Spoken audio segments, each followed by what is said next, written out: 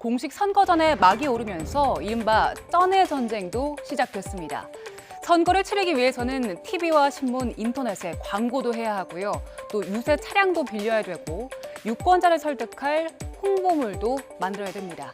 한마디로 돈이 아주 많이 듭니다.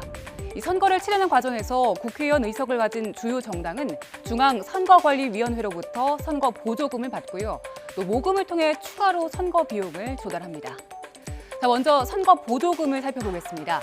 선관위가 어제 이번 대선 후보들을 낸 5개 정당에 총 465억 4,590여만 원의 선거 보조금을 지급했습니다.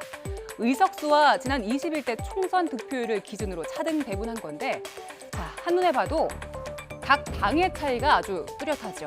가장 많은 의석, 172석을 가진 민주당은 224억 7,300여만 원을 지원받았고 가장 적은 한석을 가진 기본소득당은 3,500여만 원을 지원받았는데 그 차이가 총 630배 정도가 됩니다. 각 정당은 선관위 보조금에 더해서 국민펀드와 후원금, 또 당비와 대출 등을 통해 선거 비용을 마련하는데 이 역시도 빈익빈 부익부입니다. 이재명, 윤석열 두 양강 후보 펀드에는 빠른 속도로 자금이 몰렸습니다. 이재명 펀드는 대체불가 토큰 NFT를 활용해서 모금했는데 1시간 49분 만에 목표액 350억 원을 채우고 최종 768억 원에 마감을 했습니다. 그리고 국민의힘 윤석열 후보의 국민펀드는 개설 17분 만에 목표액 270억 원을 달성하고 50여 분 만에 500억을 모으며 모금을 종료했습니다. 두 펀드 모두 5월 20일 이자 연 2.8%를 더해 상환될 예정입니다.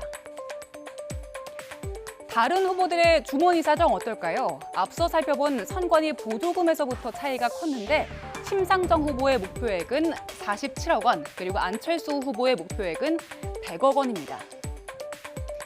국고 보조금도 받지 못하는 다른 후보들의 상황은 어떨까요? 서울시장 보궐선거에 출마했던 지난해보다 재산이 3배 이상 증가한 국가혁명당 허경영 후보는 사재로 충당을 한다고 밝혔고요. 후원금만으로 선거를 치러야 하는 새로운 물결 김동연 후보는 선거 자금이 거대 정당의 100분의 1도 안 될 거라면서 지금까지 모인 20억 원으로 검소한 선거를 치르겠다고 했습니다. 물론 모금한 선거 자금을 모두 쓰면 안 됩니다. 후보자 간 형평성을 위해서 선관위에선 선거 비용의 상한액을 정했는데요. 이번 대선에선 후보 한 명당 최대 513억 900만 원까지 쓸 수 있습니다.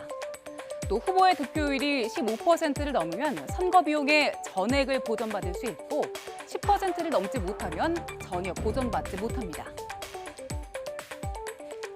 지난 대선 주요 후보들이 지출한 선거 비용은 400에서 500억 원 규모였습니다. 문재인 당시 민주당 후보는 500억 원을, 자유한국당 홍준표 후보는 420억 원을, 그리고 국민의당 안철수 후보는 460억 원을 지출했습니다.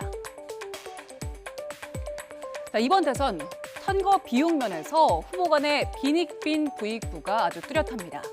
후보들 모두 돈 안 드는 선거를 하겠다면서도 선거 비용은 매년 늘어나고 있는데요. 나라 돈은 결국 국민의 혈세, 우리의 혈세죠. 이번 대선은 나라 돈을 최대한 아껴 쓰는 저비용 고효율 선거가 됐으면 합니다.